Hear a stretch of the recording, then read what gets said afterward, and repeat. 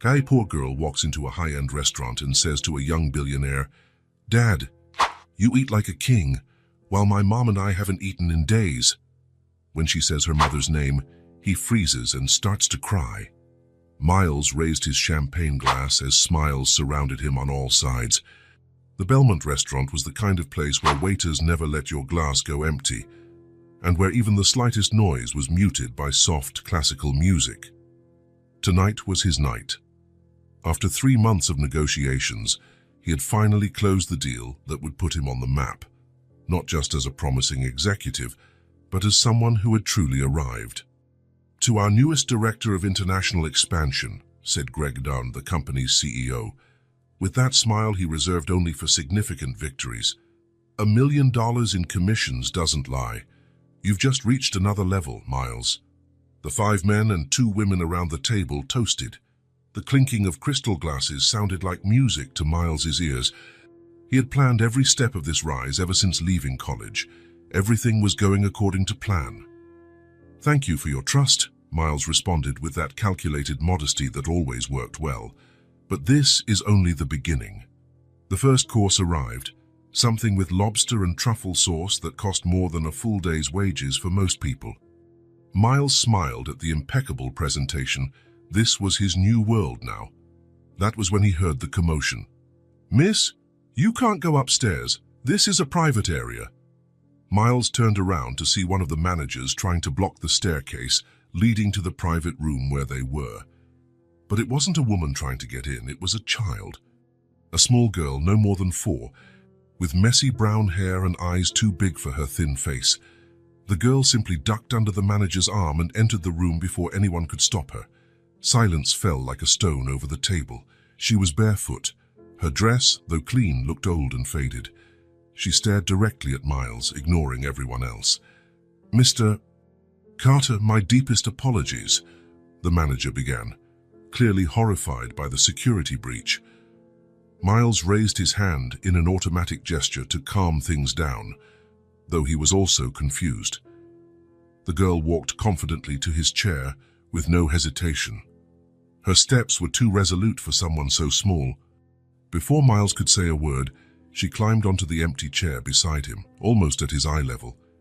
Green eyes identical to his own looked at him with an intensity that made his stomach drop.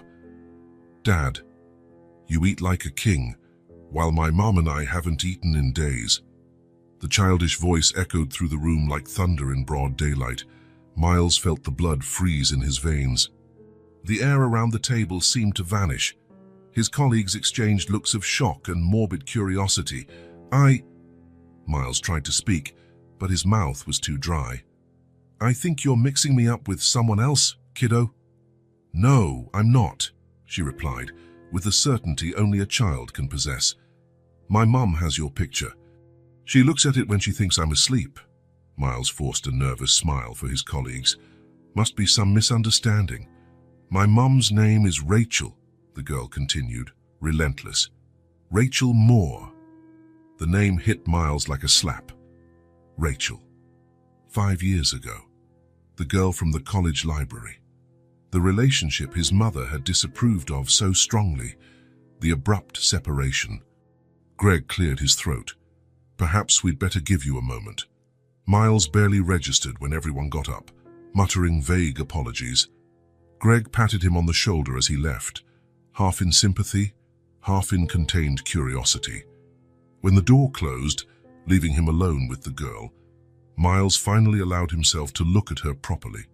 Dark eyebrows like his, a stubborn chin like Rachel's, the eyes exactly like his own. "How did you find me?" he asked, nearly whispering. "I saw your picture in the newspaper. The lady at the cafe said you'd be here today." Miles crouched down, so he was at her level. His hands were trembling. "What's your name?" "Ellie." "Ellie," he repeated, feeling the name strange in his mouth. "Are you hungry?" She nodded, her eyes softening just a little. Miles gestured to the waiter, who approached with a mixture of caution and curiosity. "Can you bring her some mac and cheese and an orange juice, and please?" As they waited, Miles tried asking more questions, but his mind was blank. 4 years. The math was simple. Rachel had been pregnant when they broke up. when his mother insisted the relationship was a distraction and that Rachel didn't fit his future. "How did you get here?"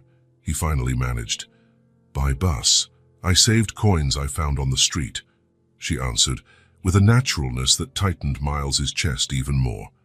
The waiter brought the food, and Ellie began to eat with a strange reserve for a hungry child, as if she were trying to prove she had good manners. "My mom doesn't know I came," she said between bites. "She was working the night shift. The neighbor who takes care of me fell asleep." Miles felt a lump in his throat. "Tell me about you and your mom." Between mouthfuls, Ellie spoke. Her words were simple and direct in the way only children can be. "We don't have much to eat. Sometimes it's just stale bread and water. Mom says water fills up your tummy if you drink it slowly." Miles felt his chest tighten. "Mom works a lot. She comes home tired, but she always hugs me tight before sleeping. Sometimes she cries in the bathroom, hidden. She thinks I don't hear, but I do." Ellie took a sip of juice, her eyes never leaving Miles's. "She sings to me every night, even when she's very tired. She has a beautiful voice." Ellie smiled for the first time. "She taught me a song about stars. Want to hear?" Miles didn't trust his voice to answer. He just nodded. The song. The same song he had taught Rachel during a study night in their second year of college. His mother had sung it to him as a child. Something in Miles broke completely. The girl in front of him, his daughter, knew a song passed down through generations of his family, while she got by on stale bread and water. "Ellie," he finally managed to say, "you and your mom, do you need help?" She stopped eating and looked straight into his eyes. "My mom never asks for help. She says we're strong, but I know she needs it, 'cause sometimes she goes without eating so I can have her share." Each word felt like a stab. Miles felt the confusion and guilt welling up in his chest, crushing him from within. His perfect, planned life had just been turned upside down by a 4-year-old girl with his eyes. "Are you going to help us now?" Ellie asked, her simplicity devastating. The question hung in the air between them, an air that felt too heavy to breathe. Miles began, but couldn't find the words. "I need time to think." Ellie showed no sign of disappointment. She just gave a small nod, as if she'd expected such an answer, a gesture too grown up for someone so young. "Okay," she said simply, climbing down from the chair. "I gotta go. My mom will wake up and worry." Before Miles could react, she was already heading toward the exit.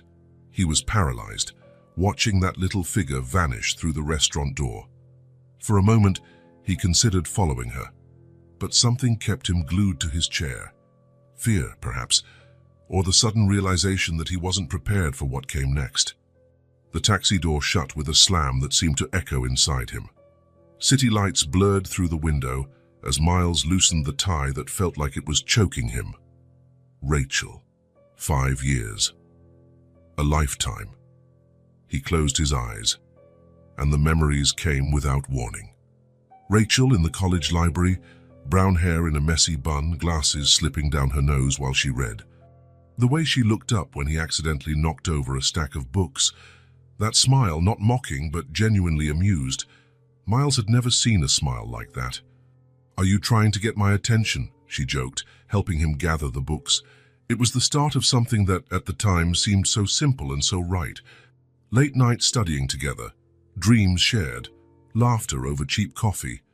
Rachel wanted to be a teacher. "I want to make a difference," she said, "even if it's one child at a time." Ironically, now she was making a difference for one child, their child alone. The taxi stopped at a red light. Miles saw his reflection in the window and barely recognized himself. Who was that man in the expensive suit with haunted eyes? The breakup had been abrupt, calculated. His mother, Margaret, orchestrating every move with surgical precision. "Think about your future, Miles," she insisted that night. "That girl will never fit into the world we're building for you. She'll drag you down." At the time, he was vulnerable, pressured by internships, final exams, job interviews. Margaret seized exactly the right moment to sow doubt. If she really cared about you, she wouldn't stand in your way now, at the most crucial point of your career. As always, his mother turned love into an obstacle, and he, weak and ambitious, yielded. The last time he saw Rachel was at the cafe where they used to study. He repeated the phrases his mother had crafted: "We need to go our separate ways. We have incompatible priorities. Better to end now before we get in deeper." Cold, calculated words, words that weren't his but which he delivered as if they were. Rachel didn't scream or beg. She just looked at him for a long moment, as if searching for something in his eyes. Then she said quietly, "You're giving up something real for something that only exists in your head, Miles." She stood, threw her bag over her shoulder, and offered one last phrase before leaving. "I hope you find what you're looking for someday. And I hope you know it when you see it." After that, nothing. Rachel transferred to another university. He heard rumors, but never checked. He threw himself into studies, internships, interviews. He meticulously built the life his mother planned for him. A life of success measured in zeros in the bank and names on business cards. And now, that perfect, empty life had been flipped upside down by a 4-year-old girl with his own eyes. "We're here, sir," said the driver, interrupting his thoughts. Miles paid the fare and went into his upscale apartment building. The doorman greeted him, but he barely noticed. In the mirrored elevator, he saw his reflection under merciless lights. 32 years old. Successful. Alone. In his penthouse, he threw his jacket onto the Italian leather sofa and poured himself a pricey whiskey. The silence was oppressive. It always had been, though he'd never realized. Why now? Why? After 4 years, would Rachel send Ellie to him? The girl's words echoed: hunger, hidden tears, stale bread, a mother sacrificing her own food. Though suspicion grew within him. Had Rachel tried contacting him before? His mother had always filtered his communications after college. "To avoid distractions," she said. But what if... Miles put down his whiskey and went to his office. He turned on the computer and typed Rachel Moore into a search. Nothing relevant. He tried social media. No active profiles. It was as if she'd disappeared, or as if someone had made sure he could never find her. He picked up the phone and dialed his mother's number, but hung up before it rang. No, he needed a clear head. If Margaret really did hide this from him, she'd never admit it under direct confrontation. Miles went back to the living room and stared out the panoramic window at the city below. Somewhere out there, Rachel and Ellie, his daughter, were maybe going to bed hungry. The thought was unbearable. Tomorrow, he'd go back to the restaurant, ask if any staff saw which way the girl went. He'd check hospitals, schools, social services, any place with records. He would find Rachel and his daughter at any cost. Because, for the first time in years, something more important than contracts and profit demanded his attention, demanded answers to questions he'd never dared ask. Why the silence? Why the distance? And the most painful question, why had Rachel never told him about Ellie? Unless she had tried. Miles barely slept. The first hint of morning light found him already dressed, staring at the city from his apartment. The image of Ellie leaving the restaurant by herself haunted him all night. A 4-year-old child, alone on the street, his daughter. It still felt unreal, like a confused dream he couldn't wake from. By 7 o'clock, he was back at the Belmont. The restaurant was still closed, only cleaning staff inside. A different manager than the previous night opened the door, looking puzzled. "I'm sorry, sir, we're not open yet." "I'm not here to eat," Miles said quickly, more urgently than intended. "I'm looking for a little girl who was here last night. Brown hair, green eyes, about 4 years old. She's my daughter." That last part came out awkwardly, as if he were testing the words. The manager frowned, thinking, "Oh, the child who ran into the VIP area. I heard about that, but wasn't on duty. Let me call someone who was." Minutes later, a middle-aged hostess arrived, still wearing a coat over her uniform. "Yes, I remember that girl," she said. "She ran out right after you went back to the table. I thought you two just missed each other." "Did you see where she went?" The woman vaguely pointed right down the main street. But after that, I really can't say. Miles thanked her and left. The main street was starting to bustle, shops opening, people heading to work. He walked slowly, scanning every alley, every corner. He stopped at a bakery. "Did you see a small girl here last night? Brown hair, 4 years old?" The baker shook his head. "I don't work nights, sir." A newsstand, a bus stop, a pharmacy. No one had seen Ellie. With every negative answer, the weight in his chest grew heavier. How had such a small child gotten home alone? His worry turned to fear. After 2 hours searching the area, Miles paused in front of a small cafe. An older woman served coffee behind the counter. "Excuse me," he began, almost hopeless. "I'm looking for a little girl, 4 years old, who was at the Belmont last night." The woman stopped, looking curious. "Does she have big green eyes? Talks older than she looks?" Miles's heart pounded. "Yes, did you see her?" "She comes around occasionally. She's sharp as a whip." The woman smiled. "Sometimes I give her a piece of bread to take home." "Do you know where she lives?" "Somewhere near the end of Oak Street, I think." Where they were going to tear down those old houses. Miles thanked her and left quickly. Oak Street was a 20-minute walk, deeper into a part of town he usually avoided. The contrast was obvious with each block: shabbier buildings, cracked sidewalks, fewer upscale shops, more convenience stores and pawn shops. By the time he reached Oak Street, the surroundings were nothing like the area around the Belmont. Old houses, many abandoned, some squatted. Miles walked slowly, ignoring the suspicious glances of the few passers-by. Then he saw her, sitting on the sidewalk in front of a brick building, holding a worn brown teddy bear so old its original shape was barely recognizable. One arm dangled by a thread.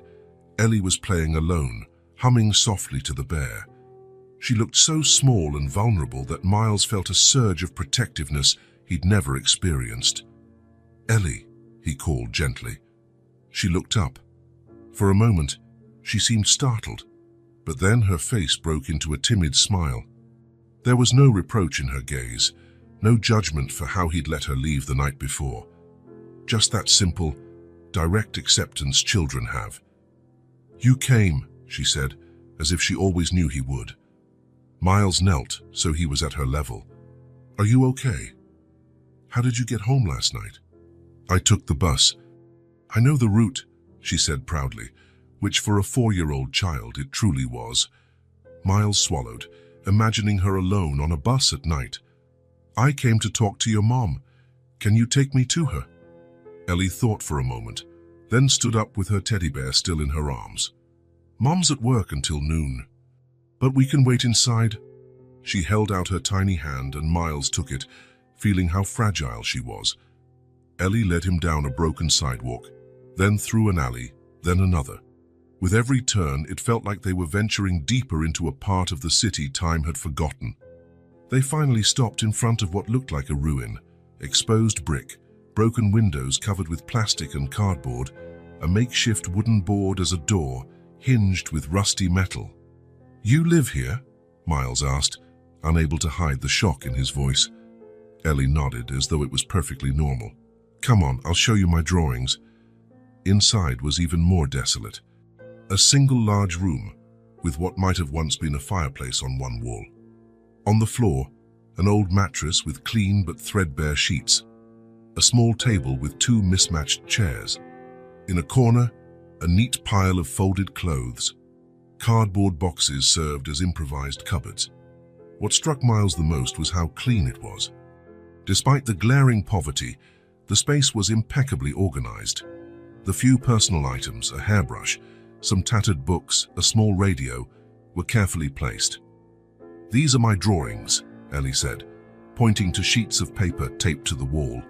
Childlike pictures showing 3 people holding hands, a woman, a girl, and a man marked with a question mark for a face. Miles felt a knot in his throat. "They're very nice," he managed to say. "That's the dad I imagined," she explained, pointing to the faceless figure. "But now I know what you look like. I'll draw a new one later." Ellie pulled out a box from under the table. "My, taking out some colored pencils, most worn down to tiny stubs. "Wanna draw with me while we wait for Mom?" she asked. Miles nodded, unable to speak. He sat on the floor next to her, holding a stubby red pencil. He'd never imagined something so simple could be so difficult. They drew for almost an hour. Miles sketched a house with a garden, nothing like the reality around them. Ellie drew her mom with an oversized smile. The time passed in surprisingly comfortable silence. Then they heard footsteps outside. The door opened, and Rachel entered. 5 years had passed, but Miles would have recognized her anywhere. The same brown hair, now shorter. The same delicate face, though thinner and etched with fatigue. She wore a simple diner uniform, a name tag that read Rachel. When her eyes met Miles, she froze. The bag she was carrying, likely containing her lunch, fell to the floor. "Mom!" Ellie ran to her. "Look who's here." Rachel said nothing. Her eyes locked on Miles with no trace of joy or relief, only shock and, he realized with a heavy heart, distrust. "What are you doing here?" she finally asked, her voice rougher than he remembered. Miles rose slowly. "Ellie found me last night, at the restaurant." Rachel looked at the child, who gave a sweet smile. "You went downtown alone. Ellie, I told you." "Don't be mad at me, Mom. I just wanted to show you my dad." Rachel took a deep breath, trying to stay composed. "Go play outside for a bit, honey. I need to talk to Mr. Carter." Ellie glanced between them, sensing the tension, but obeyed. When the door shut, leaving them alone, the silence was dense enough to cut with a knife. "You shouldn't have come here," Rachel said at last. "You live like this?" Miles asked, unable to suppress the question. A bitter smile crossed Rachel's face. "Shocking. Not all of us have a wealthy mother to fix our problems." The mention of his mother brought back all the doubts that had haunted him overnight. "Rachel, I didn't know about Ellie." "Of course not," she replied, bending to pick up the items that spilled from her bag. "How could you, when you were so busy building your empire?" The bitterness in her voice struck like a physical blow. "Did you try to tell me?" Rachel paused, looking straight at him. "I tried, Miles, for months.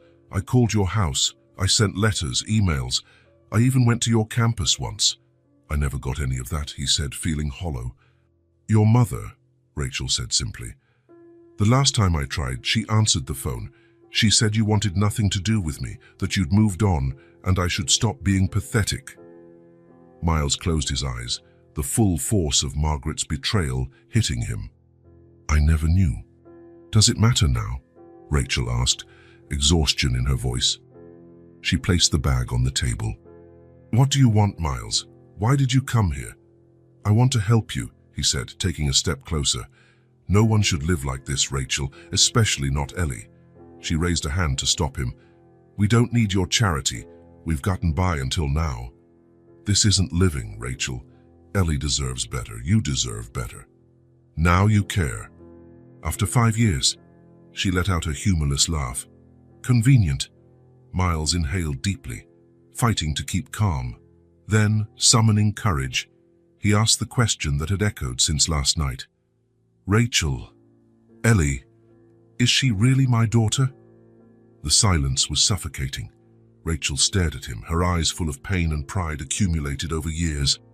She answered quietly but decisively, "I'm not sure you deserve to know the truth after everything." It felt like a punch to the gut. Miles suddenly felt out of place, an intruder in this hovel that nonetheless held more honesty and dignity than his entire life of hollow luxury. Through the broken window, he saw Ellie playing outside, still clutching her ragged teddy bear. Something about her seemed familiar, but was it real or just his mind searching for connections? "You disappear for 5 years and expect me to just answer your questions," Rachel challenged, folding her arms. "Some truths have to be earned, Miles." Miles realized then that his carefully built life was a fragile structure of appearances and conventions. In contrast, this ruined house, starkly poor, held something his penthouse never had: truth. "I'm not here to claim rights," he said softly. I'm here to accept responsibility, if you'll let me. Rachel didn't respond. The silence weighed heavily, more than words could. Margaret Carter's house was in the city's best neighborhood, surrounded by manicured gardens and enclosed by a tall wall that sealed off the outside world. Miles looked at the imposing facade where he'd grown up, feeling like a stranger. The same place that once spelled safety now felt like a fortress built on lies. He hadn't called ahead. He didn't want his mother to prepare excuses or rehearsed explanations. He wanted the raw truth for the first time in his life. The housekeeper opened the door, surprised to see him. "Mr. Miles, we didn't know you were coming today." "Is my mother here, Greta? She's in the greenhouse, tending her orchids." Miles walked through the house without glancing around. He knew every corner, every priceless object, every painting on the walls. A museum of facades his mother curated so carefully. The greenhouse lay out back, an elegant structure of glass and metal where Margaret kept her award-winning orchids. She was there, just as she always was on Wednesday mornings, impeccably dressed even for gardening, grey hair perfectly in place, her hands in soft leather gloves. "Miles," she said, not turning around, recognizing his footsteps. "What a surprise. I thought you'd be busy with your new contract. We need to talk," he said, his tone making her finally face him. Margaret studied her son for a moment, her sharp eyes instantly noting something was wrong. "What happened? You look upset." "I met someone yesterday, or I re-met someone." Miles watched her closely. For a split second, so brief it might have been missed, he saw a flicker in her eyes. Worry, fear, guilt. "Who?" she asked, turning her attention back to an orchid she pruned. "Rachel Moore." Margaret's hands hesitated momentarily, then resumed their precise movements. "That girl from college. I thought you were over that phase." "It wasn't random," Miles continued, ignoring the dig. "A little girl came looking for me. Her name is Ellie. She's 4. Margaret placed her pruning shears on the table and removed her gloves, her movements deliberately slow. "And I assume this girl says she's your daughter." The coldness in her voice made Miles furious. "Rachel said she tried to reach me when she found out she was pregnant. She called the house, sent letters, emails. She even came to the campus. I never knew." "Strange, isn't it?" Margaret sighed, as if the conversation were a bothersome chore. "You were at the most critical point of your career. I merely filtered distractions." "Distractions?" Miles felt his temper rise. "Are you calling my daughter a distraction? We don't even know if she truly is your daughter," Margaret retorted with forced calm, though a hint of nervousness. "That girl probably saw your success and tried to take advantage." "Rachel lives in a condemned house," Miles stated, watching her reaction. "Ellie gets by on stale bread and water. She's not after my money."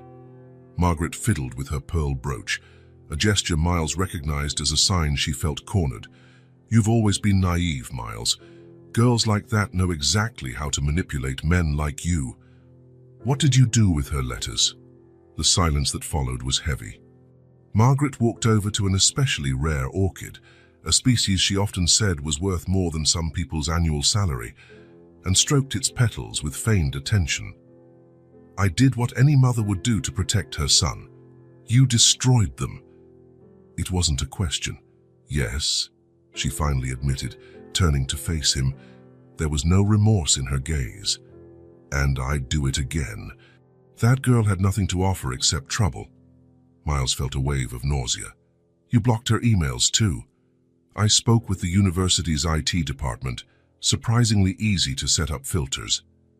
And when she came to campus," a slight smile touched Margaret's lips, "I told her you'd moved on, that you were dating the Goldman girl. I even showed her photos of you two at the charity ball." She shrugged. "Technically, it wasn't a lie. You did take Victoria to that ball." Miles felt his legs weaken. He sat on a nearby bench, unable to stay on his feet. "You lied to me for 5 years," he whispered, almost voiceless. You stole from me the chance to know my daughter from the start. We don't even know if she's... Enough! Miles raised his voice for the first time. She has my eyes, Mother, my chin, even the way she tilts her head when she's focused. Margaret remained silent for a moment, her mask of composure finally showing cracks. I did what I thought was best for you, she said at last. You had such a brilliant future. A pregnant girl would have ruined everything. It wasn't your choice to make. Of course it was. I'm your mother. I built every rung of the ladder you climbed. Her voice now betrayed emotion, not regret but outrage at having her authority questioned. Look at you now. An executive, respected, wealthy. This is the life I planned for you. Miles looked around at the greenhouse, at the expensive orchids artificially maintained in a controlled environment, just as his mother had tried to do with his life. What if I don't want this life anymore? The question hung like a challenge. Margaret frowned, as if she couldn't understand.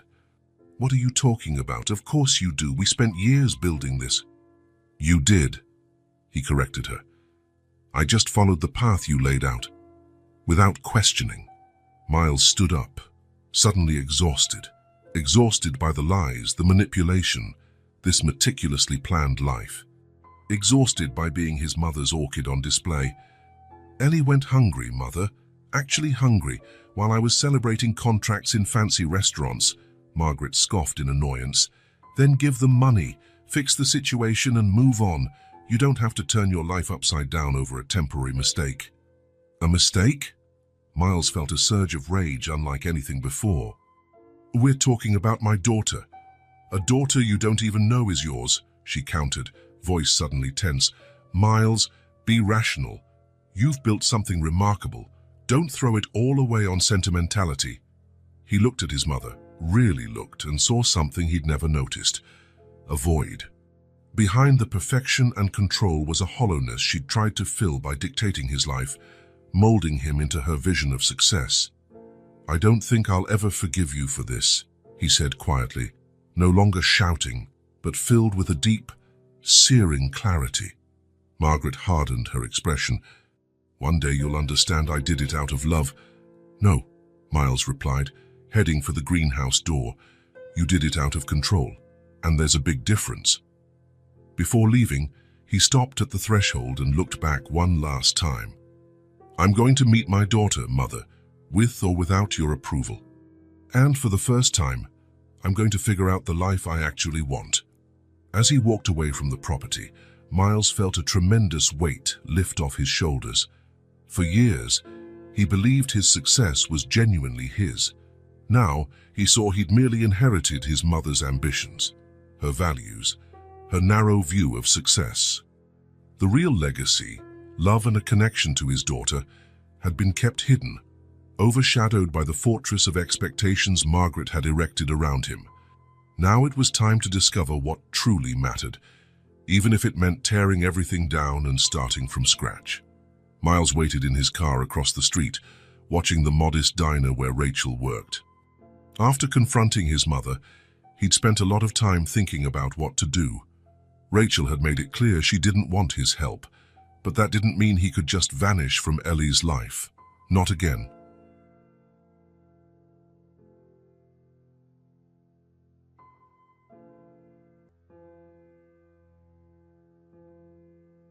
p.m.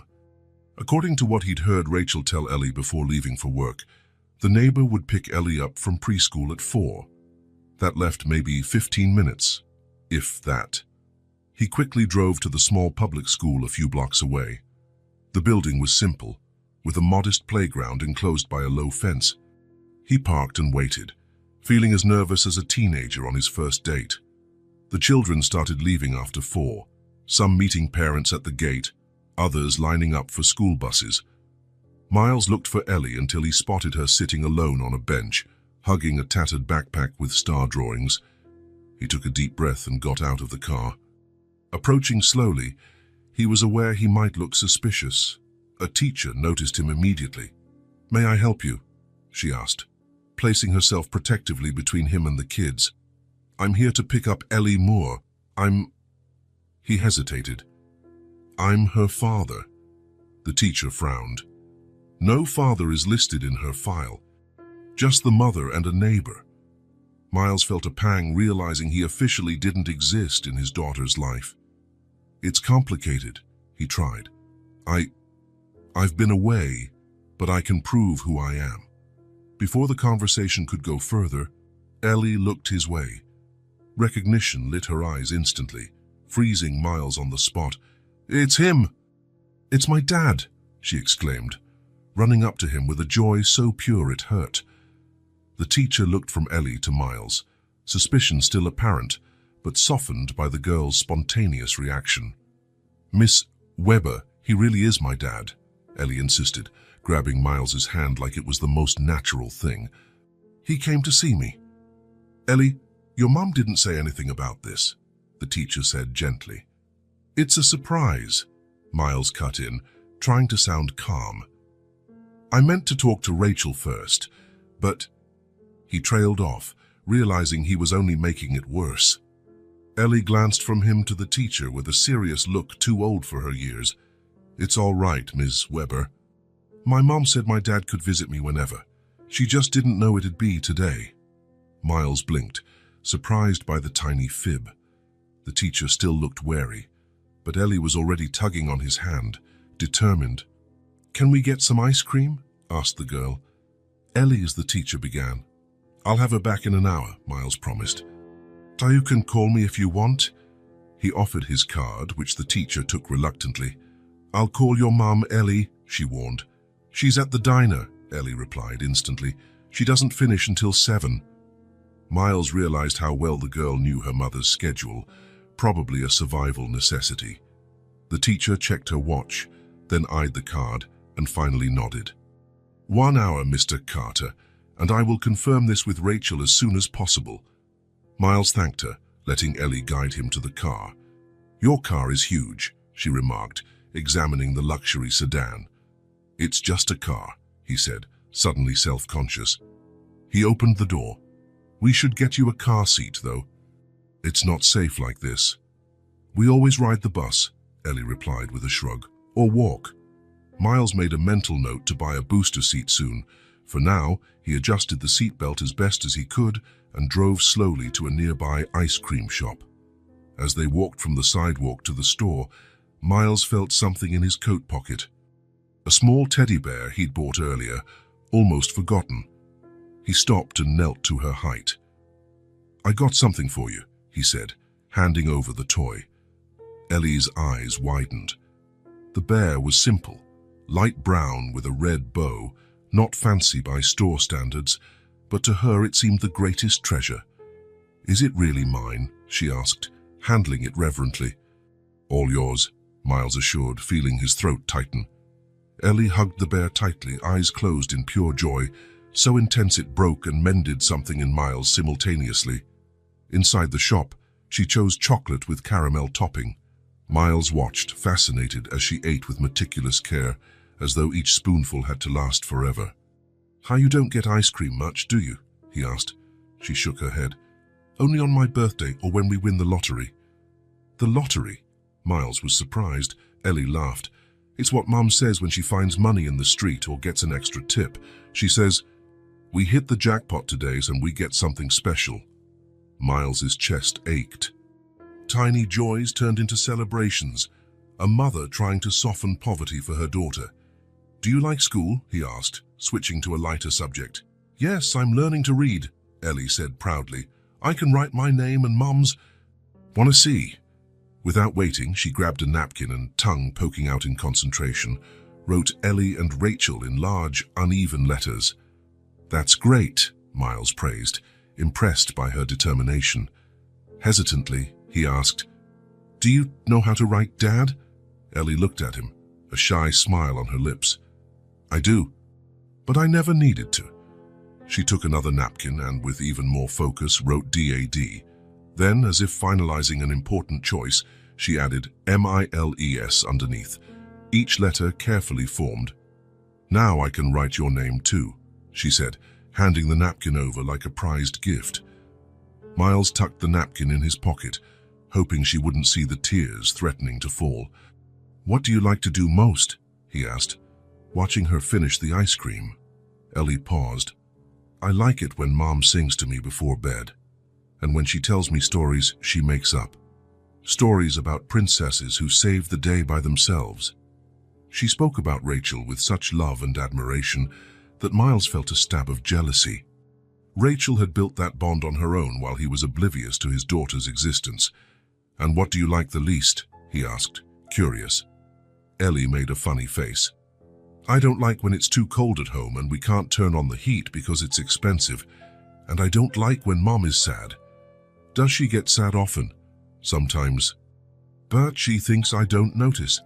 Ellie adjusted the new teddy bear's bow. "She's saddest when she has to choose." "Choose what?" "Between buying food or medicine when I'm sick, or paying the electric bill or buying school supplies," Ellie said, with a matter-of-factness that showed those choices were her normal. Miles inhaled slowly, feeling the weight of lost time and the responsibility looming before him. "Ellie," he said gently, "could I ask you something?" She nodded, licking the last of the chocolate off her spoon. "Would you mind if I'm around more? Like today?" Her green eyes, mirroring his, lit up. "Could we have ice cream again?" Miles smiled. "We can. And other things too. Whatever you want." Ellie was quiet, thinking.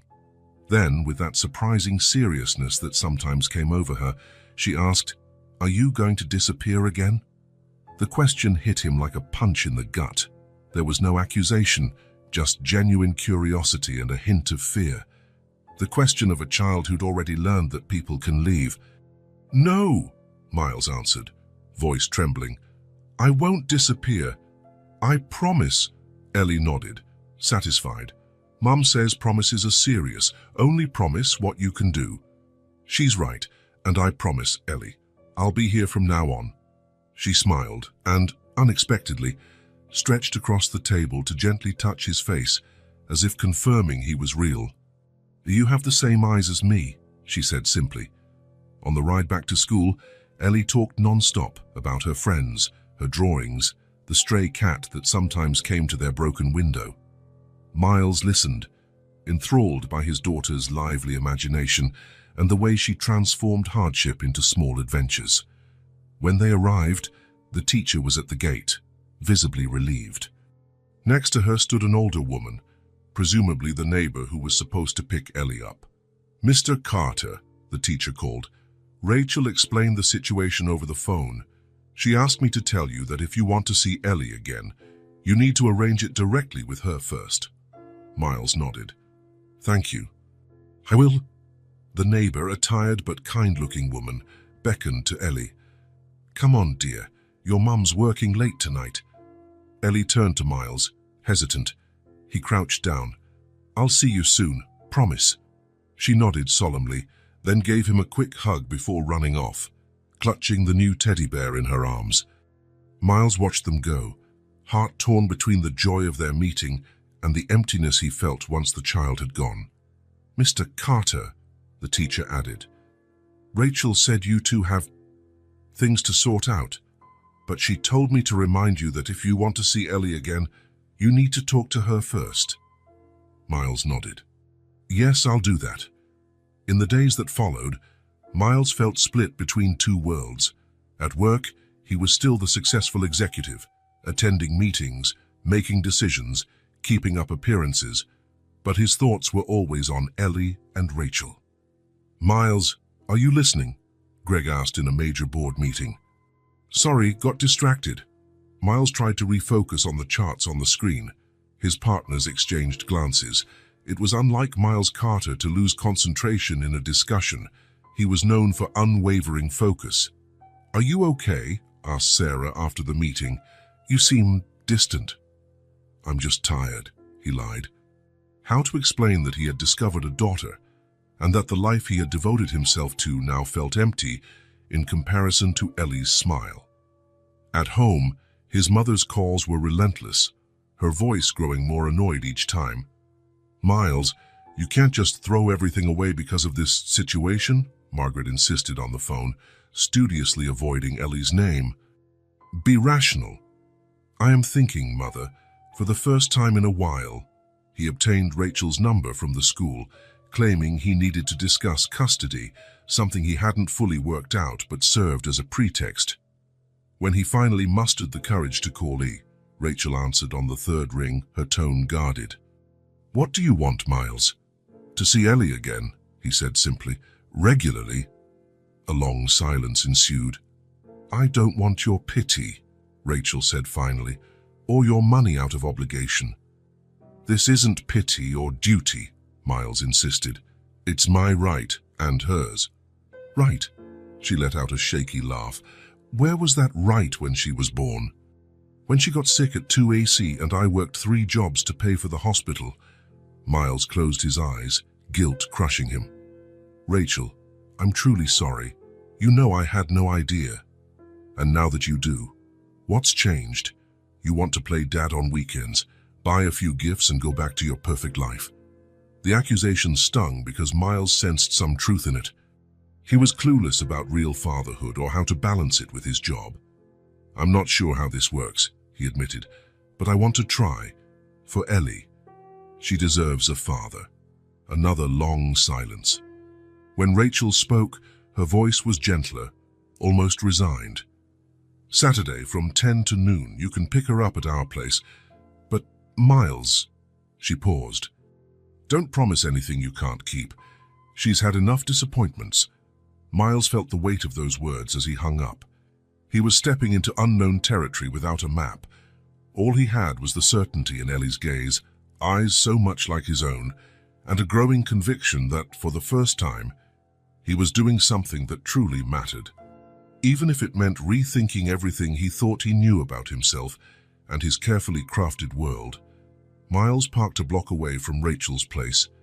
After 3 weeks of seeing Ellie regularly, this was his first full Saturday, an entire day instead of a couple of hours. He'd promised to take her to the zoo, something Ellie brought up with such excitement it sounded like the biggest adventure in the world. As he waited for the appointed time, his mind drifted back to the past. Lately, memories of Rachel surfaced more often, fragments of a life that felt like it belonged to someone else. 7 years ago. "You're doing it wrong," Rachel said, leaning over the calculus book Miles was tackling in the library. "That derivative doesn't work that way in this case." He glanced up, annoyed by the interruption, but her confident, unthreatening smile disarmed him immediately. She wore her hair in a loose ponytail, glasses slipping down her nose, and a faded t-shirt from a band he didn't recognize. "Sorry," she went on. "I didn't mean to interfere. I just saw you struggling for 15 minutes and thought you might want help." "You know advanced calculus?" Miles asked, failing to hide his surprise. Rachel raised an eyebrow. "I'm on a full math scholarship, so yes, absolutely." She pulled up a chair and sat beside him, explaining the problem with a clarity no professor had matched. Miles noticed her hands as she wrote, long fingers moving deftly, her thumbnail slightly chewed. "See? It's not so bad once you get the hang of it." Miles looked at the solution, then at her, feeling something shift inside him. "Can I buy you a coffee as a thanks?" he heard himself ask. Rachel smiled, eyes bright with amusement or curiosity. "Maybe both. Only if it's the off-campus cafe. The coffee here is dreadful." And so it began. 6 months later. "I can't believe you've never been here," Rachel said, leading Miles through the bustling farmers market downtown. It was alive with colors on a Saturday morning, stands full of fruit, vegetables, artisanal breads, and cheese. Miles, used to the priciest supermarkets his mother frequented, felt simultaneously out of place and fascinated. "My family doesn't shop like this," he said, dodging an older lady looking at tomatoes. Rachel rolled her eyes. "Of course not. You probably have someone doing your shopping and cooking while you just show up for dinner." She was right, but there was no real judgment in her voice, just acknowledging a difference they were trying to navigate. "Come on, I want you to see something." Rachel took him to a stall at the far end, where an elderly man sold used books. "Mr. Patrick, this is Miles, the one I mentioned." The old man smiled, revealing crooked but kindly teeth. "Ah, the rich boy who's never read Vonnegut?" Miles blushed, but Rachel squeezed his hand. "I set something aside for you, Mr. Patrick said, handing Miles a worn copy of The Sirens of Titan. "Start with this. If you hate it, I'll never bother you again." Miles looked at the battered cover, then at Rachel, who watched with anticipation. "Thanks," he said, realizing she was sharing not just a book but a piece of her world. That afternoon, sitting on a park bench, she read aloud the first chapters, her enthusiasm infectious. Miles paid more attention to her than the text, captivated by how she embraced each moment fully, without reservations. She was so unlike everything he knew. A year later, "I can't believe you've never gone camping," Rachel said, finishing the setup of the small tent in a clearing. The summer sun was sinking, painting the sky orange. "My mother considers a 5-star hotel the bare minimum for travel," Miles replied, clumsily helping with the tent poles. Rachel laughed, a sound that always made him smile, no matter what. "Well, Mr. Carter, get ready to sleep under the stars like us mere mortals." Later, lying side by side on a sleeping bag under a sky full of stars, Miles felt a peace he'd never known. "My mum used to bring me here when I was little," Rachel said softly, "before she got sick. She taught me the constellations." "Show me," Miles asked, genuinely curious about that part of her life she rarely mentioned. Rachel pointed at the sky, tracing shapes among the stars, telling stories of gods and heroes. Then she sang a quiet lullaby about a girl who counted stars until she slept.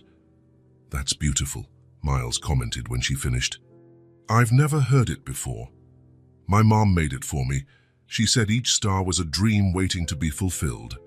Miles memorized the tune that night, asking her to repeat it multiple times. Later, he surprised her by singing it himself during a late-night study session when they were both exhausted. "How do you remember?" she asked, touched. "Some things are too important to forget," he said simply.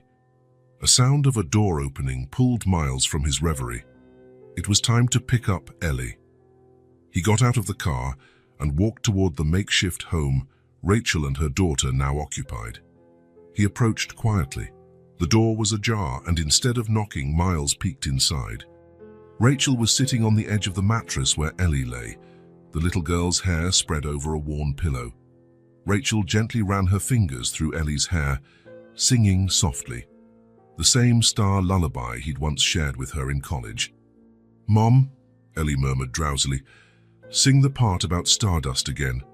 Rachel smiled and continued the gentle tune, her voice as sweet as Miles remembered. Something broke inside him at that moment, a wall he hadn't even realized he'd built.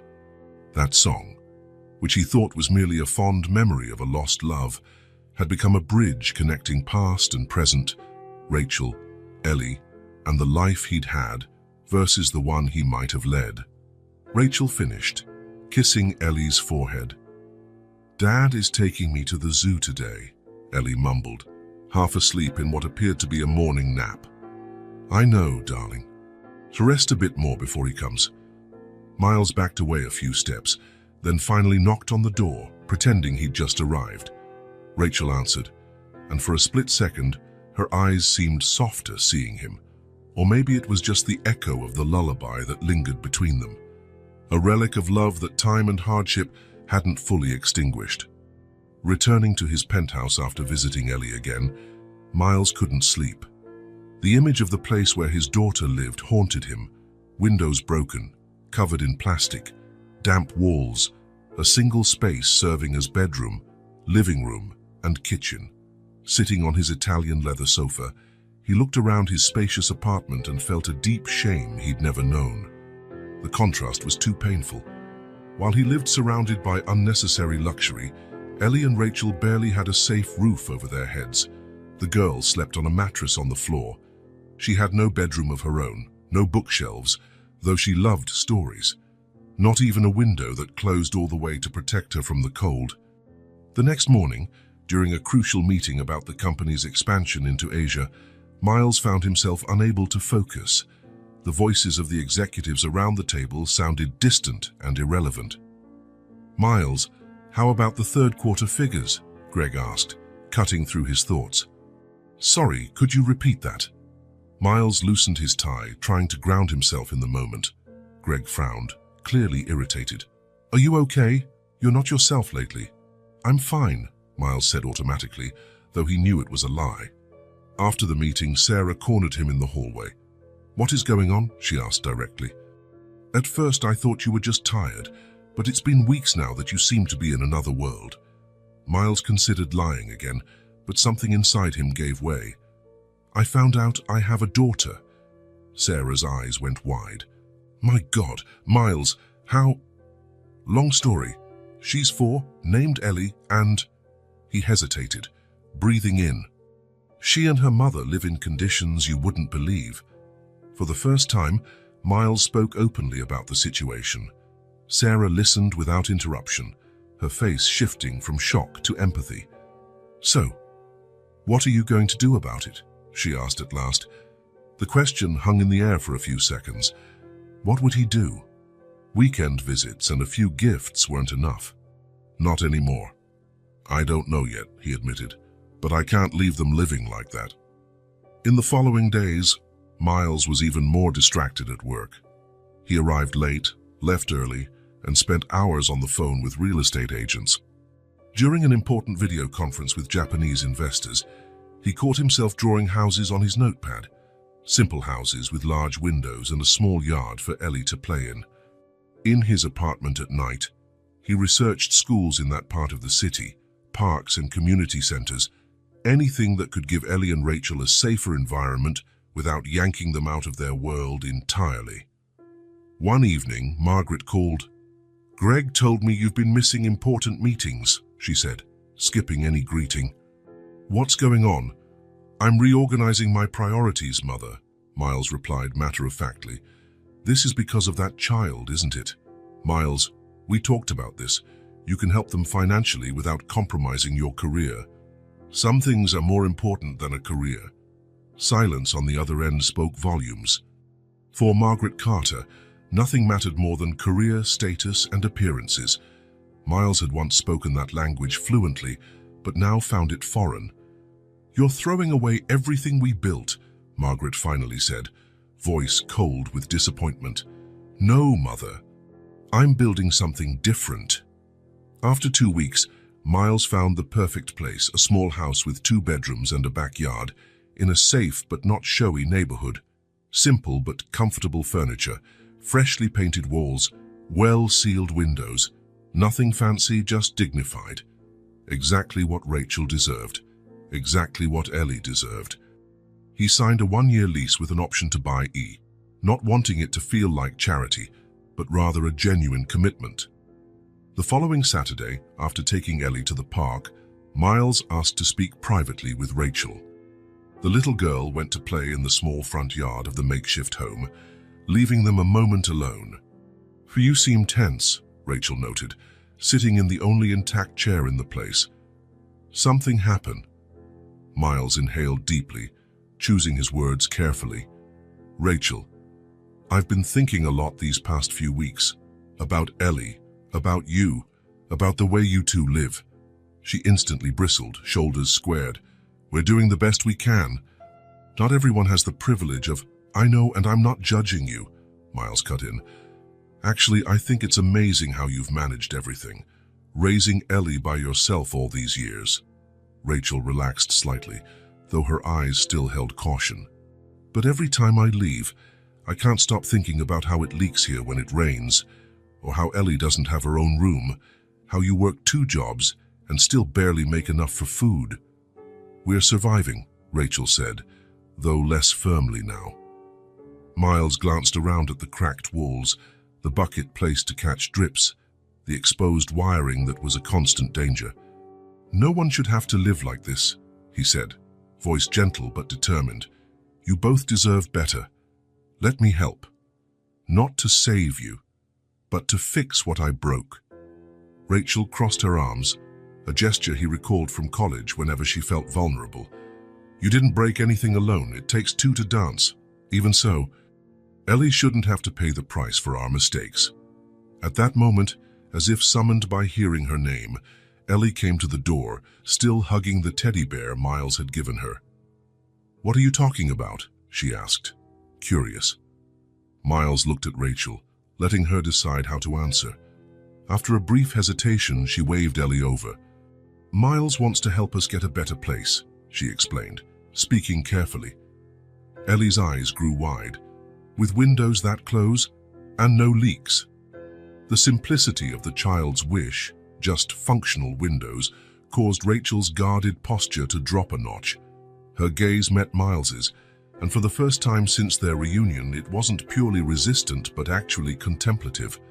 "I don't want your charity," she said quietly. "It's not charity, Rachel. It's responsibility." Ellie, sensing her mother's hesitation, walked over to Miles and took his hand, a gesture so natural it was as though she'd done it all her life. "Please, Mom," she said, looking between them with the surprising intuition she sometimes had. "Can we go?" Rachel watched her daughter for a long moment. Then, with a sigh that carried the weight of years of solitary struggle, she slowly nodded. "Not for you," she told Miles, though without real hostility. "For her. That's all I ask," he replied softly. 3 days later, Rachel and Ellie saw the house for the first time. Miles stayed back intentionally, letting them explore on their own. When he finally followed them inside, Ellie was sprinting from room to room, squealing with delight. "Mom, there's a real bathtub and closets. And look, a real bed." Rachel stood in the middle of the living room, looking around with an expression that was hard to read, a mixture of reluctant gratitude and wounded pride. "It's more than I expected," she said when she saw Miles. "It's the bare minimum," he replied, holding out a set of keys. "They're yours." "No conditions, no strings." Rachel hesitated before taking them. "But how will we pay for it?" "You won't. I've already taken care of the payments." "Miles, I can't just accept." "You can, and you will," he interrupted gently. "Not as charity, but as a right. Ellie's right to have a safe home, and your right not to have to choose between rent and food." Rachel stared at the keys in her hand, then at Ellie, who was already deciding which corner of her new room to keep her few toys in. "I still don't fully trust you," she admitted quietly. "I know I don't expect you to, not yet. But maybe someday." Over the next week, Miles helped them move, not that they had many possessions to carry. A few clothes, some kitchen items, Ellie's drawings, Rachel's worn books, a whole life that fit into a handful of boxes. Once they settled in, Miles left a small stack of new children's books on a shelf in Ellie's room, carefully chosen based on stories she'd said she liked. For Rachel, he left a simple vase of daisies on the kitchen table, the same flowers she used to pick around their old college campus. In the weeks that followed, Miles gave them space, visiting only when invited, usually to see Ellie. The girl thrived in the new environment. She slept better, ate better, smiled more often. One Sunday afternoon, while Miles sat on a small bench in the backyard, Ellie was playing with a new stuffed dog in the freshly cut grass. She invented elaborate stories, giving different voices to each imaginary character. Rachel walked out of the house carrying lemonade on a tray, looking more relaxed than usual. "She's different," Rachel said, sitting at a safe distance from Miles. "More like a child." Miles nodded, understanding. Ellie seemed free at last to just be a 4-year-old, without the burden of worries too big for her age. "The shower is dripping," Rachel said after a brief silence. "I tried to tighten it, but I think it needs a wrench." "I can take a look," Miles offered, being careful not to sound condescending. In the small kitchen, Miles worked on the faucet while Rachel prepared lunch. The silence, and once tense, was more comfortable now. "Remember that time we tried to fix your apartment heater in college?" Rachel asked suddenly, smiling a little. Miles laughed at the vivid memory. "And we ended up flooding the entire hallway. The superintendent was close to kicking us out. You tried to tell him it was a controlled scientific experiment. It worked, didn't it? Only because you offered to pay for the repairs." They both laughed, and for a moment, It was as though the intervening years and hurts never existed, just Rachel and Miles again, sharing an inside joke. Ellie, drawn by the laughter, ran in, seeing them together. She beamed with a joy Miles had never seen. She sprinted into his arms, as if that were the most normal thing in the world. "Dad, come see what I built in the yard."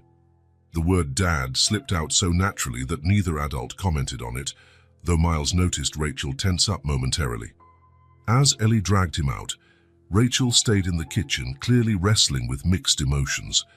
That domestic scene, her and Miles chatting, Ellie calling him Dad, was something she'd once imagined, long before everything fell apart. Later, as Miles was leaving, the doorbell rang. A tall man with a kind yet stern expression stood there, carrying grocery bags. "Jordan," Rachel greeted, looking briefly uncomfortable. "I didn't know you were coming today." "I wanted to see how the move was going," Jordan replied, eyes flicking toward Miles with distrust. "I brought some of those things you said you needed." "Thanks, that's really thoughtful." Rachel introduced them briefly. "Jordan, this is Miles." "Miles Jordan, he's a friend from the diner." The two men shook hands stiffly.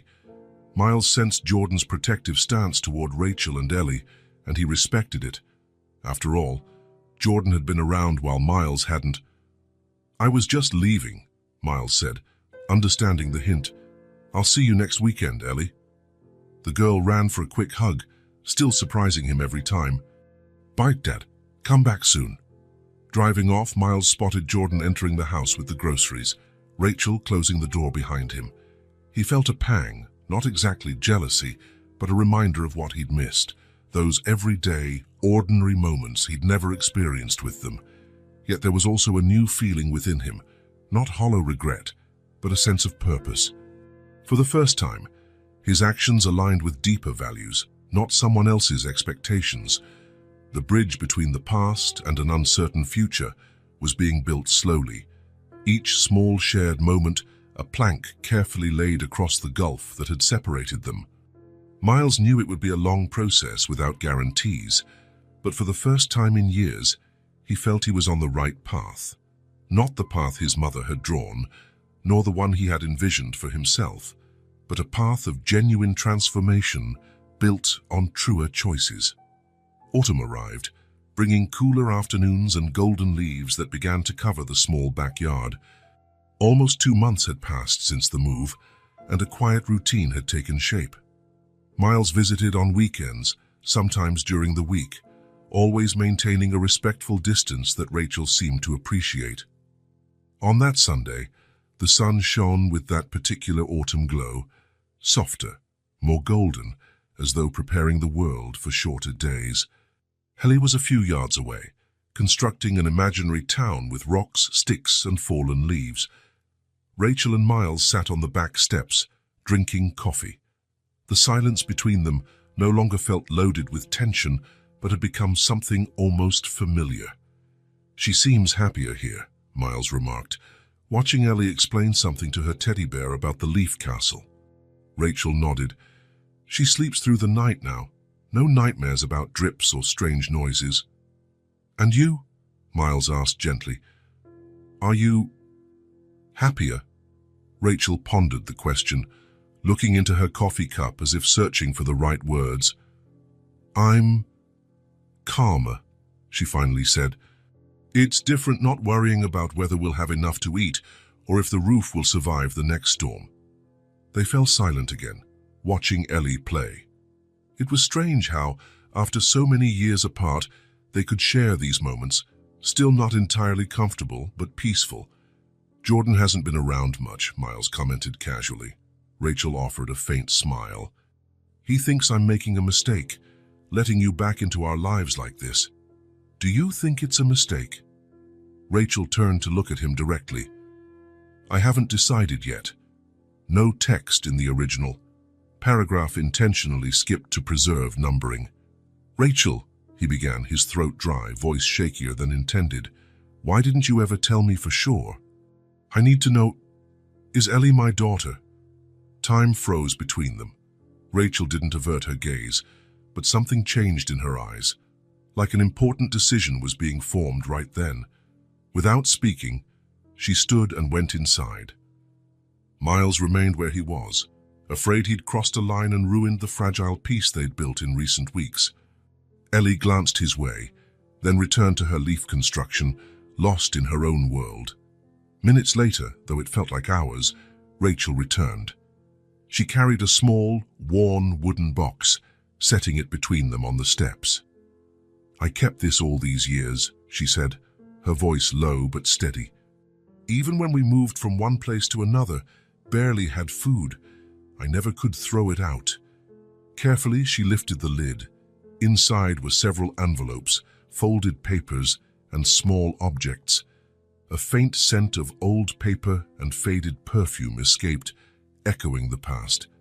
Rachel began taking items out, one by one. First, a bundle of letters, all addressed to him, dated 5 years earlier. "Copies of the letters I sent," she explained, running her fingertips over his name in her handwriting. "I made copies because something told me you'd never get them." Then a small brown envelope. She pulled out a black and white grainy image, an ultrasound. 12 weeks, Rachel said, brushing her finger across the picture. "That's when I knew she was a girl." Finally, a photograph. Miles and Rachel standing by the campus lake, arms around each other, smiling without a care. On the back, a date and a simple handwritten phrase, "Always us." "I tried. Many times," Rachel said, voice trembling with pent-up emotion.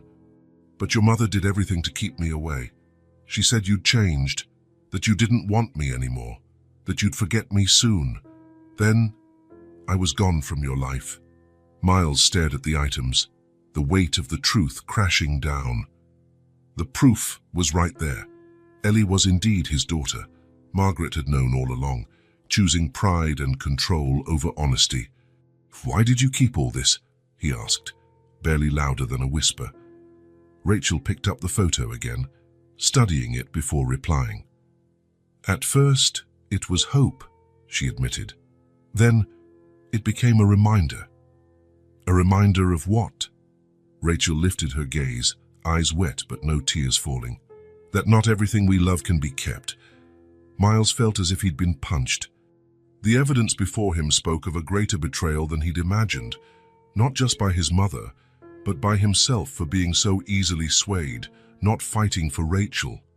"She didn't want a girl like me near your family's name," Rachel went on, voice barely a whisper.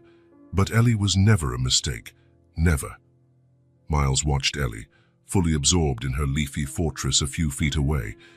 How could he have missed it? The same eyes, the same chin, the same expressions. Part of him had likely known it from the very first moment he saw her.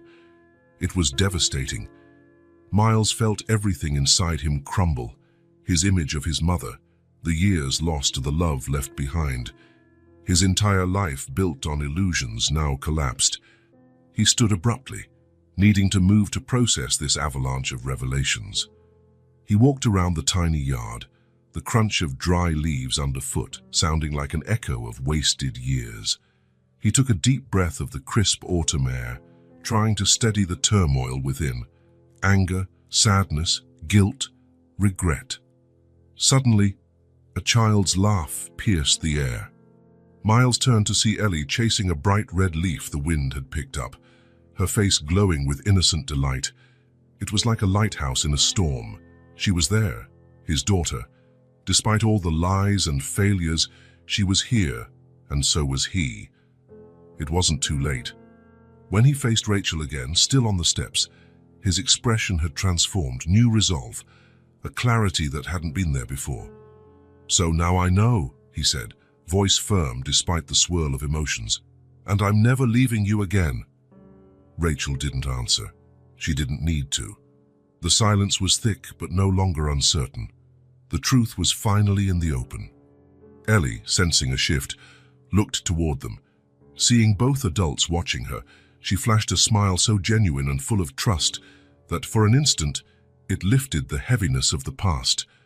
"Dad, look," she called, holding up an especially large, red leaf. "It's shaped like a star." "It's beautiful," Miles replied, voice steadier. Let's press it between book pages so we can keep it. Like a memory, Ellie asked, eyes wide. Exactly, he said, glancing at Rachel. Like a memory. Rachel met his gaze, and for the briefest moment, Miles saw not just the mother of his child, but the woman he once loved. The same woman still there beneath layers of hurt.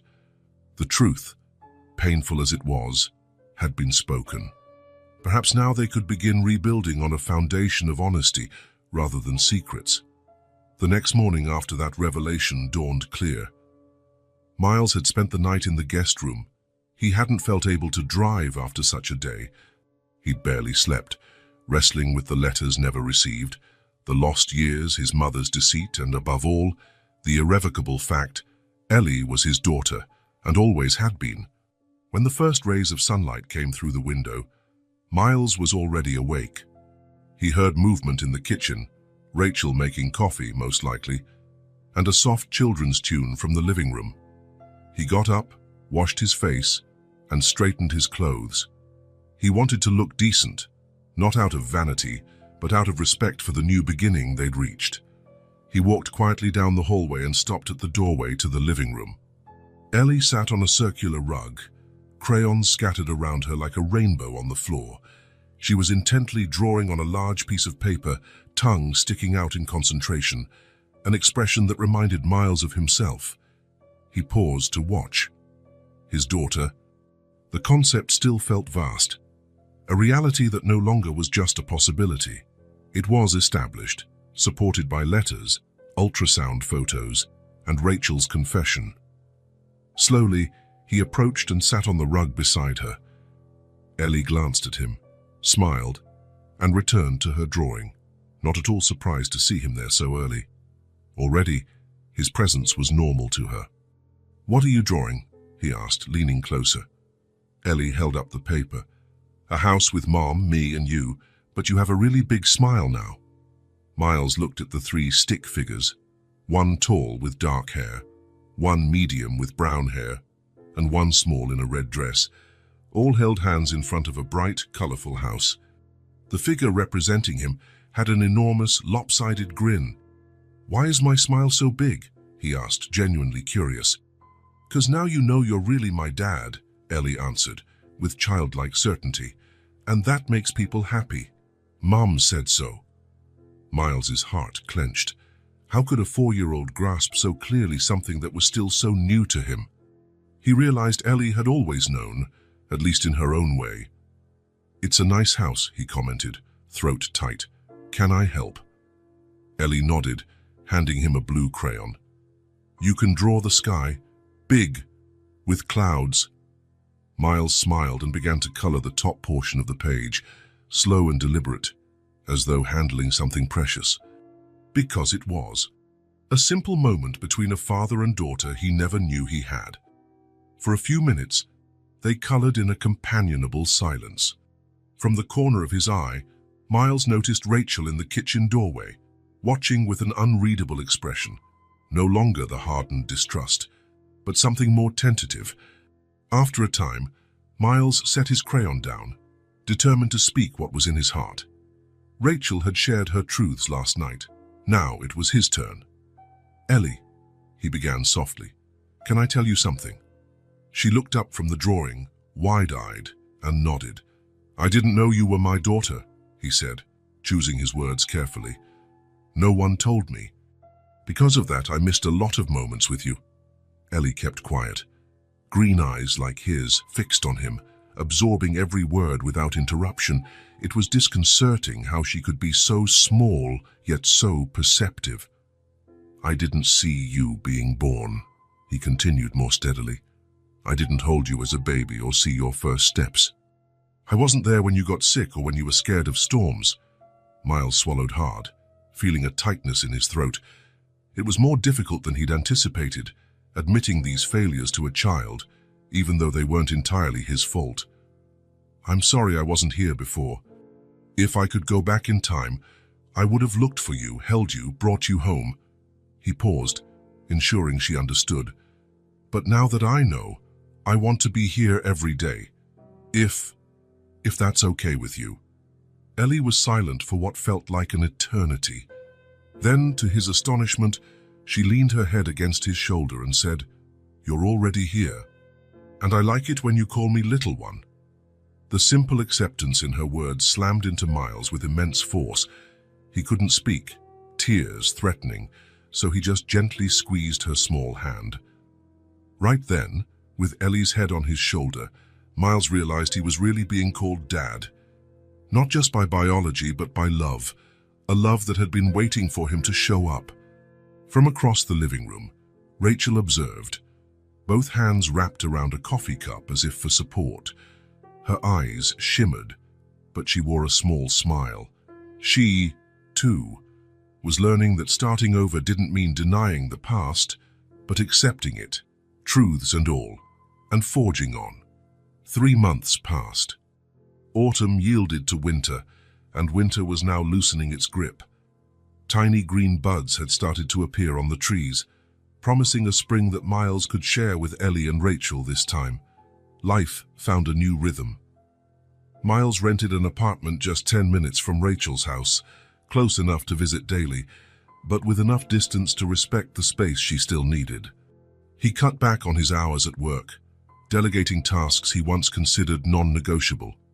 His priorities had changed, just like that. Every morning before work, he stopped by to have breakfast with Rachel and Ellie. On weekends, they spent the whole day together, at the park, the movies, or simply at the house doing everyday family things. Gradually, Miles became part of the routine, lazy Sunday mornings, lunches in the backyard. Rachel, initially guarded, gradually let her defenses down. It wasn't love, not yet, and maybe never.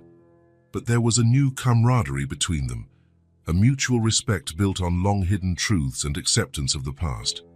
One almost spring afternoon, Miles was in his office reviewing contracts when his assistant announced, "Your mother is here, Mr. Carter. She insists on seeing you." Miles felt his stomach drop. Since discovering the truth about Ellie, he'd ignored Margaret's calls, unable to confront her without anger taking over. But time had turned that fury into something colder and more measured. "Send her in," he said, sitting up straight. Margaret Carter entered, impeccably dressed, but with a subtle difference.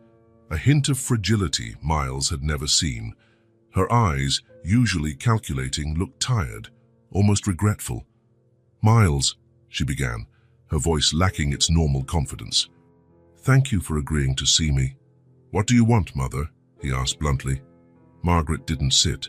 She stood by the chair, gripping the handle of her luxury purse, clearly ill at ease. "I want to ask your forgiveness," she said, as though the words were foreign. "I know what I did is unforgivable. Hiding your daughter from you, there's no excuse." Miles studied her, half expecting some manipulative angle, but for the first time, he saw only a woman weighed down by her own choices. "Why now?" he asked. "After all this time?" Margaret turned to look at the window before answering. "I've been thinking about legacies, Miles, about what we truly leave behind.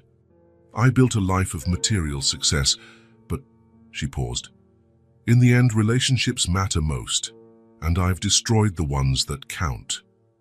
She hesitated, taking a breath. "I'd like to meet my granddaughter. Undo some of the damage, if that's even possible. If you'll allow me." Miles was quiet, absorbing it. Part of him wanted to deny her, to make her pay for the stolen years. Another part, maybe the part awakened by Ellie, saw beyond the rage. "It's not just my call," he said eventually. "I'll talk to Rachel and Ellie too." "I understand," Margaret said, a slight smile of gratitude curling her lips. "That's more than I deserve." A few days later, after long talks with Rachel, who, surprisingly, was open to the idea, Margaret arrived at their home. She carried a large box of carefully chosen children's books and this on top, a homemade strawberry cake. Miles waited on the porch with Ellie by his side. The girl watched the newcomer with curiosity, clinging slightly to her father's leg. "Who's she, Dad?" Ellie asked in a low voice. Miles lifted her into his arms, comforted by his daughter's small weight, and spoke gently. "She's your grandmother." She came to meet you. Standing in the doorway, Rachel watched, her expression layered with tension and a glimmer of hope. She had allowed this visit not for Margaret, but for Ellie, to give the girl the chance of a complete family, something Rachel herself had never known. Margaret approached cautiously, as if scared to startle a wild animal. When she finally got close to Ellie, she surprised everyone by kneeling down, letting her expensive suit touch the ground. "I'm sorry I didn't come sooner," Margaret said, her voice uncommonly gentle. "I brought a cake. Do you like strawberry?" Ellie studied the older woman's face for a moment, then looked at Rachel, as if seeking approval. Rachel gave a tiny nod, small but loaded with meaning. "I do like it," Ellie finally answered, a shy smile forming. "And I like books too." "How perfect," Margaret said, indicating the box she carried. "I brought some I think you'll enjoy." It was a beginning, small and fragile, but still a beginning. And in that simple gesture of a grandmother meeting her granddaughter for the first time, the circle began to close. 14 weeks later, on a Sunday afternoon, the four of them were gathered in the backyard. Ellie sat on Miles's lap, Rachel next to them on a simple garden chair, and Margaret reading a story about a little girl traveling among the stars. It was a scene none of them could have imagined just months ago, so unlikely, it almost felt impossible. Yet here they were, forging new bonds atop the ruins of old ones. The lost time couldn't be recovered. Miles knew that. Ellie's first steps, first words, all the early milestones would never come back.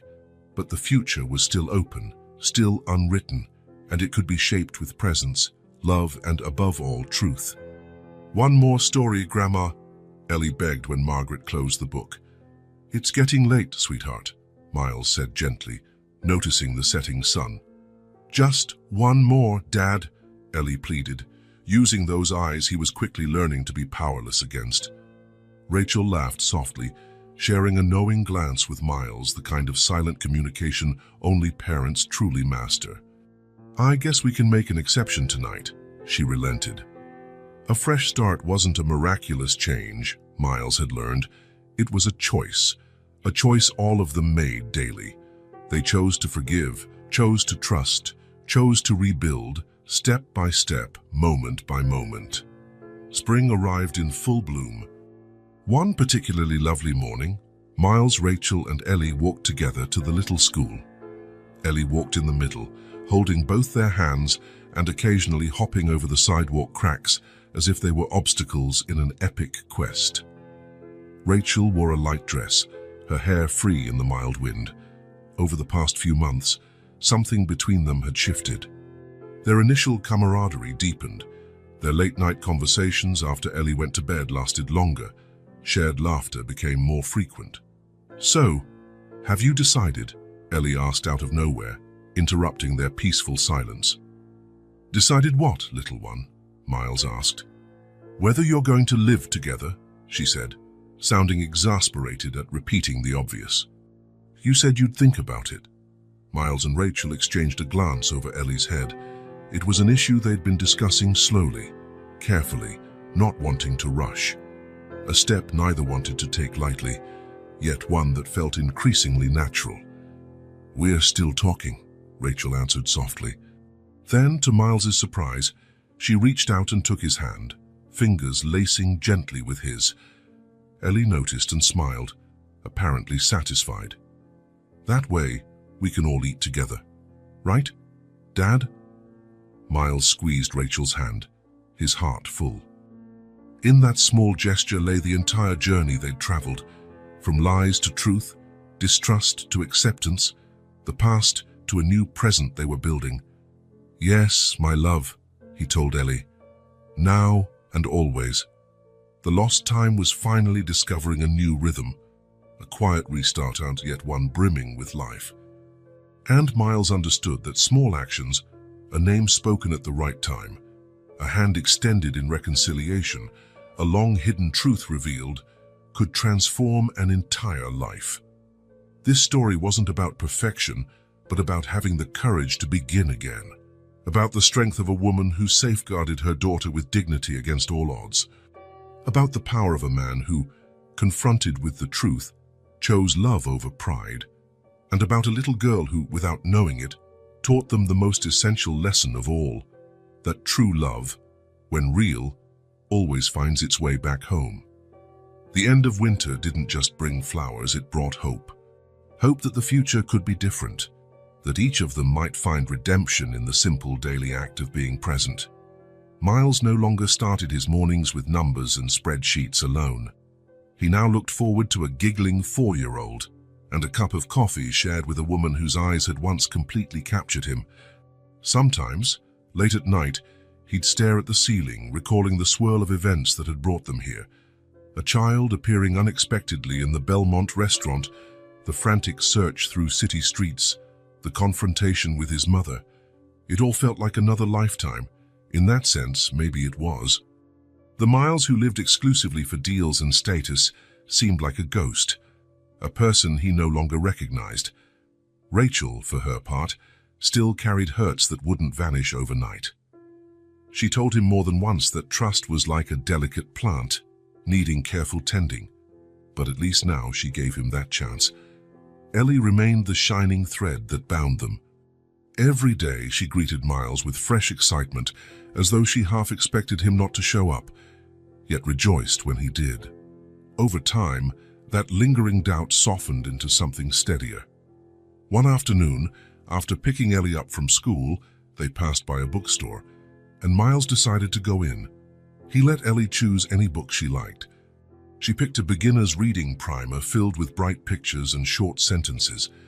The grin on her face was worth more than any paycheck he'd ever earned. They read together that night, Ellie on his lap, Rachel sitting beside them. The three of them sounded out letters and words, Ellie's finger tracing each one. Every time she grasped a new word, her eyes lit up. Every time she stumbled, Rachel gently corrected her the way a teacher might. "You're doing great," Miles whispered to Ellie, as if afraid of breaking the spell. "I'm so proud of you." Ellie beamed as though she'd just conquered a kingdom. Rachel gave Miles a long, thoughtful look he couldn't quite interpret. Gratitude, perhaps, or something more. The days blended into a soft rhythm of shared moments. Saturday afternoons at the park, Sunday lunches on the back porch. Miles became a fixture in their everyday routines, no longer a visitor. The thought of returning to his old life felt alien, a relic from a person he used to be. At work, Greg noticed a change in Miles's attitude. He wasn't the same relentless negotiator. He delegated deals he used to handle himself. He'd excuse himself early to pick Ellie up or meet Rachel for dinner. Some partners thought he was losing his edge. But Miles realized he didn't care about that edge as much as before. The drive that once propelled him toward bigger checks and grander titles seemed hollow compared to watching Ellie laugh over a simple, silly joke. The day he placed his resignation letter on Greg's desk felt both terrifying and liberating. He wasn't giving up business altogether, but he needed something that aligned with his new sense of purpose. Maybe a consultancy, maybe a smaller firm. He wasn't sure.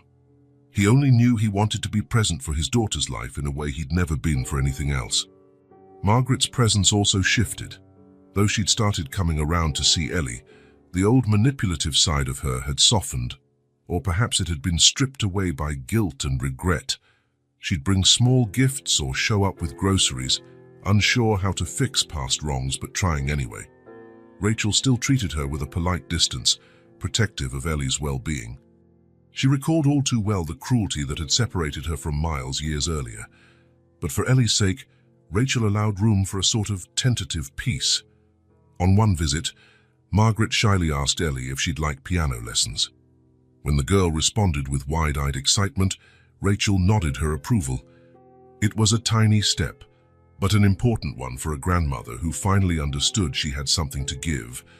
Besides disapproval and control, the day Miles took Rachel and Ellie to see a small cottage for sale at the city's outskirts felt like a milestone. The house was modest, with a cozy living room, 2 bedrooms and a little garden. but it had a sturdy roof and large windows that let in the morning sun. Ellie raced around each room, already imagining where to put her drawings and books. Rachel walked quietly, running her fingers along walls freshly painted in warm colors. Miles watched them both, his heart feeling more at home there than in any penthouse. Standing by the kitchen window, Rachel folded her arms and gazed outside. The property backed up against a small wooded area, its leaves just budding with new life. She seemed lost in thought. "Penny for your thoughts?" Miles asked softly. Rachel turned to him. "It's more than I ever expected." She paused, inhaling the scent of fresh paint. "Are you sure about this?" "I'm sure about starting a life together," Miles said, his voice steady. "With you and Ellie. No more secrets, no more missed years." Rachel's eyes shone with unshed tears. She gave a trembling nod. "Then I guess it's time to begin." Ellie's voice echoed from the next room. "Mom, Dad, look, there's a closet just my size." They exchanged a smile, the word Dad still sending a warm jolt through Miles. They followed Ellie, listening to her chatter about decorations and bedtime stories under a real, leak-free roof. A month later, after a maze of paperwork and a few last repairs, the house was theirs. Miles spent nights painting walls and sanding floors, with Rachel by his side. Sometimes Ellie helped too, leaving little palm prints in corners that would become cherished memories. On moving day, Jordan showed up, offering to carry boxes. He and Miles shared a brief, friendly handshake. No tension this time, just an understanding that they both cared for Rachel and Ellie in different ways. Margaret also arrived with prepared meals. It was a strange gathering of people once divided by lies and misconceptions, now united, if awkwardly, in the shared goal of giving Ellie a true home. When all was done, the house was still sparse, but it felt warm, alive. Rachel placed fresh flowers on the kitchen table. Ellie eagerly tacked up her drawings on her new bedroom wall. Miles, exhausted but content, leaned against the doorframe, watching his daughter in a room that was finally her own. "Dad, can I put my star poster here?" Ellie asked, pointing to a spot above the bed. "Sure, little one," he replied, helping her pin it carefully. "Right there. Perfect." That night, for the first time, they all sat down at the little dining table, sharing a meal in a place that belonged to them, a place that reflected not wealth or expectations, but honesty and love. After dinner, Ellie curled up on the couch with her worn teddy bear, the new puppy plush, and a mound of blankets. Rachel sat beside her, humming that familiar lullaby about a girl who counted stars until sleep claimed her. Miles joined in quietly, his deeper voice blending with Rachel's softer tone. Ellie's eyes fluttered as sleep approached. In that simple, unremarkable domestic moment, Miles felt a profound sense of belonging he'd never experienced, even in his mother's opulent mansion or his own penthouse. He gently picked Ellie up, carried her to her new bed, and tucked her in. She stirred slightly, murmuring, "Dad, I love you." "I love you too," he whispered, kissing her forehead. He stood there a moment, watching her breathe, overwhelmed by gratitude and a fierce desire to protect this little life. Rachel waited in the hallway, arms folded around herself as if uncertain. Miles approached her, feeling the tension of unspoken words between them. "I never stopped loving you," he said quietly. She stopped him with a gentle hand on his chest. "It's okay. Maybe we both made mistakes. Maybe we can start over too." Her voice wavered, but the resolve in her eyes was clear. "I'd like that," Miles replied, covering her hand with his own. They stood there, the hallway light faintly illuminating them. Beyond the door, Ellie slept peacefully in her new room, a testament to how life could change if people dared let truth and love guide them. In the following days, Margaret visited, bringing housewarming gifts, a small piano for Ellie's lessons, curtains that matched the living room's warm palette.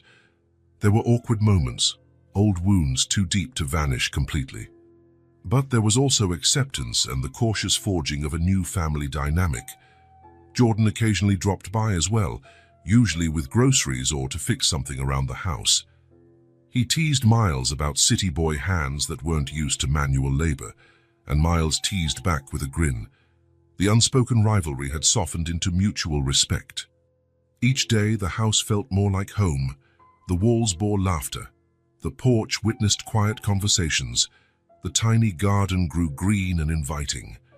Ellie thrived, bounding around with bright eyes and unstoppable energy. On a cool spring evening, they gathered in the yard, looking at the stars. Ellie insisted on spotting constellations she'd learned about at school. Rachel hummed the lullaby under her breath. Miles wrapped an arm around Rachel's shoulders, feeling her lean into him. Margaret sipped tea nearby, content to simply observe, and Jordan stood off to the side, a quiet friend who had been there for them in darker days. This was no fairy tale ending. There were arguments over finances, differences of opinion, baggage from the past. There were regrets for lost years, and sometimes Miles caught a distant sadness in Rachel's eyes, remembering all she'd endured alone. But there was also the undeniable fact that they were facing the future together. Ellie was happy, Rachel was slowly healing. Miles was discovering a better version of himself. Even Margaret was learning that real legacy isn't about orchestrating someone else's life, but about showing up with honesty and humility.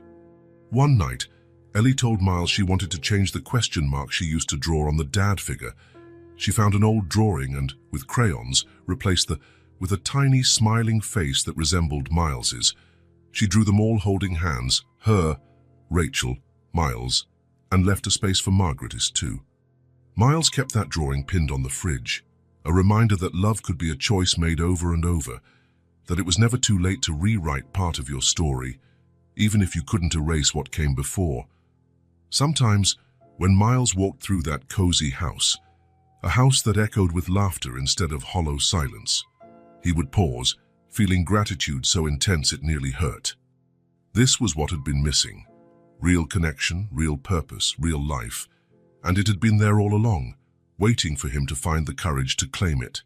Because in the end, there is no greater wealth than the love that says, "We're here. We belong to each other." The love that sees a hungry child in a fancy restaurant and declares, "I'll never let you walk alone again." The love that sees past mistakes, betrayal and manipulation, choosing to rebuild anyway. And above all, the love that finds its way back home, always,